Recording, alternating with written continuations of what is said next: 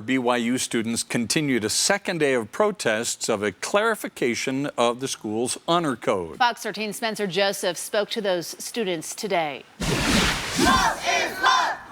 For the second day in a row, flags were waved, signs were written, and students gathered on BYU's campus to protest the sudden clarification to again make homosexual acts against the honor code.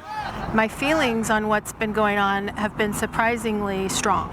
Allison Phillips-Belknap is a former assistant dean at BYU. So my experience is most students there are trying to get by. Many of them are suicidal. Many of them are at risk in terms of mental health. But she has also faced some of the same struggles, leaving the school and church when coming out.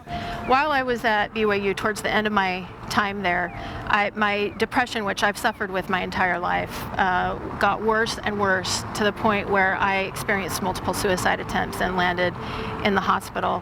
My husband, who's been married to me for 27 years, right? If he didn't have to deal with the difficulty of the wife who's coming out and leaving the church, if my kids didn't have to deal with the difficulty of a mom who's been the Relief Study president and the Stake and Women's president and the dean at the BYU Law School, so you get to the point where you think it will be easier for them, and maybe not even that consciously probably, but it just seems like it's a gift to everyone else to not have to deal with my differentness. She also told Fox 13 it was a miracle she survived. I'm hoping that the next miracle is that by talking about it, it will help other people who feel that same way. Belknap says these students are already incredibly brave, standing up to the campus, but fears this is hurting students. That message to someone who has subscribed to a religion and believes that as part of a guiding force to their life is extremely damaging.